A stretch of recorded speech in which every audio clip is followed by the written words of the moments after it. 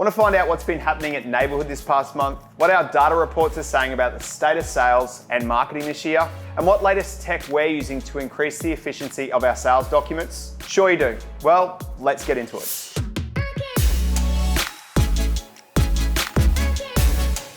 Hey guys, it's Trav here from Neighbourhood, where we help brands find, sell, and keep their people. Welcome to our April update. Keep watching to hear all that's new with us this month and be kept across all important sales and marketing metrics for the last quarter and our software spotlight for this month. You're not going to want to miss it. As always, hit us up in the comments section if there's anything else that you want to see from us. We love hearing from you guys. But without further ado, let's start with a quick recap of what's new at Neighbourhood. Starting with some news, first of all, we're saying goodbye to our beloved General Manager, Hannah, as she embarks at a new role at Cisco. Hannah has been a huge part of Neighbourhood's growth over the past 2 years, and we will be forever thankful for her hard work and dedication in getting Neighbourhood to where it is today. We know she'll absolutely kill it in her new role, and we can't wait to see where it takes her. We miss you already, Hannah.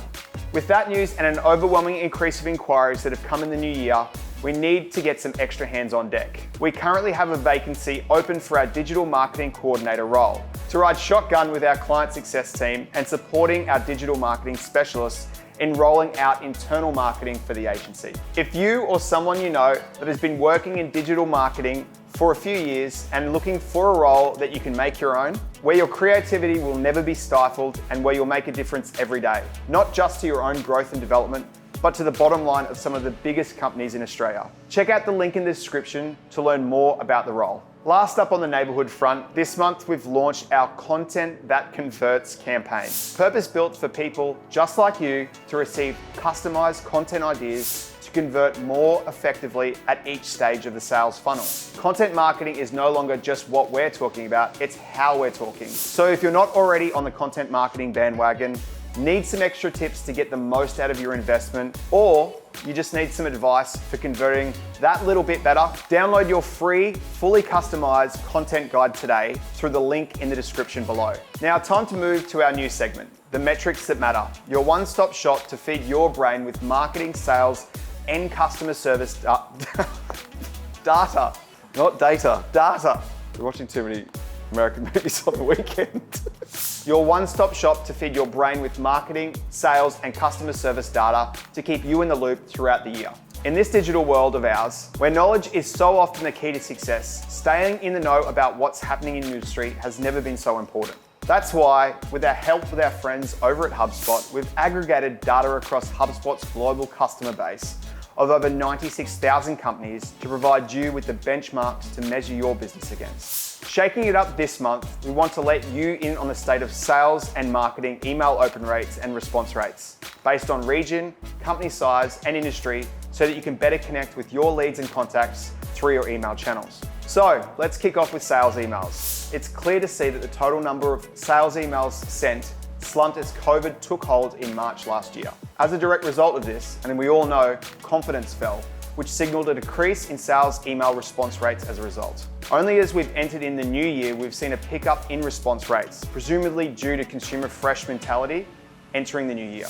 In terms of region, Europe and the Middle East took out the top spot for the highest number of email sends and the largest amount of email rates, followed closely by APAC region as we've entered into 2021. But what about the industries?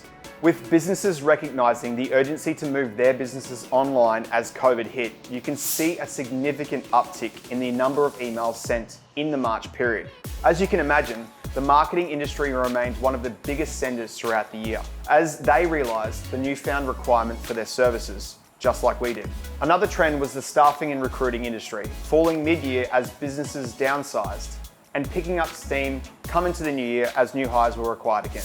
As far as response rates go, the results have certainly fluctuated, with the manufacturing and software industries garnering the highest number of responses, which can't be said for the financial or staffing industries coming into 2021. So it goes to show that no matter how many emails you send, you can't always guarantee results. But there are some things that you can do to ensure that you're doing everything possible. In the world of sales email optimization, it all comes down to contextualization and personalization. Two key elements that we've found to be crucial as we've conducted a full sales overhaul over the last 2 months here at Neighbourhood. Check out the article in the description to learn about how we do this ourselves. As I mentioned, as COVID hit, more and more businesses started investing in marketing to get their messages seen and heard. So knowing this, how do you reckon marketing emails have stacked up over the past year? Let's take a look. On the whole, the total marketing emails sent, as well as the associated open rates, come as no surprise, climbing from next to no data in February to 24% above the benchmark in March. Marketing emails have performed steadily throughout the year, coming into 2021 at a safe 36% above the benchmark, with an open rate of 11% above the benchmark as well. Now, how do these results differ across... I'm getting a little dry. That's better. That's gonna fix all the problem. Now, how do these results differ across varying company sites? I didn't fix it.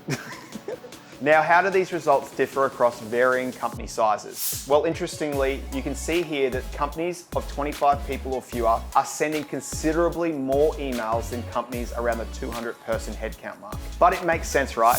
Often size indicates how well established you are in the industry. So for the corporate giants, marketing emails might be more of a nice to have than a be all and end all for brand awareness. In terms of regions leading the way, it's clear to see that American companies have sent the largest amount of marketing emails across the board, rivaled by APAC companies towards the new year. However, in terms of response rate, companies in Europe and the Middle East are driving the highest numbers. If you watched the news at all last year, you'd know that one of the biggest issues facing general public was the uncertainty around work, and more specifically, people losing their job as a result of the pandemic. Therefore, it makes sense that staffing and recruitment industry takes the cake for the highest number of emails sent across the 2020 period. Interestingly, the number of emails sent in the staffing industry didn't necessarily spell the same for the associated open rates, with consumer products and financial products being two industry consumers would concern themselves most with year-round.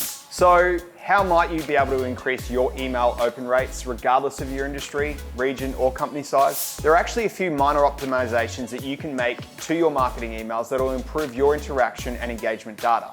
You keen to learn more? Click in the link in the description to find out a little bit more about this. Now, everyone's favorite segment, our software spotlight. If you work in sales like me, you'll know to send sales documents or proposals, you need to have the option to send a link to the receiver. With no authority over how the link is sent, visibility into the reader is interacting with the document. I've been on HubSpot forums for months airing my frustration over this feature and asking for the files tool to be upgraded to make our lives a whole lot easier. Luckily for me, I've actually received a message from the owner of a software platform called Cloudfiles, who have seen my messages in the group discussion and said I should give this software a go. And since then, I haven't looked back. Currently integrated with HubSpot and soon to be integrated with Salesforce in the near future, Cloudfiles allows you to create or sync an existing content library from a variety of sources and to be able to send secure, share, and control file links. With this integration, you can toggle activation and file downloadability, set hard or soft ID wall, password protect documents, and much more to give you peace of mind as you send confidential documents to your prospects. The software also gives you a chance to gauge buyer interest through detailed analytics so that you can view page views, downloads, time spent per page analytics, and a lot more. But the best part, Cloudfiles is available for businesses for just $5 a month. So there's literally no reason why you shouldn't check it out too. For more information, check out the link in the description, check them out today. And that's it for this month. I hope you've enjoyed this update. But remember, if you need any more help with any of these strategies, check out our blog for the referable content in the description. Or just drop us a line for some of the best practices and we can work it out together. But for now, that's all for me. Happy April and happy marketing.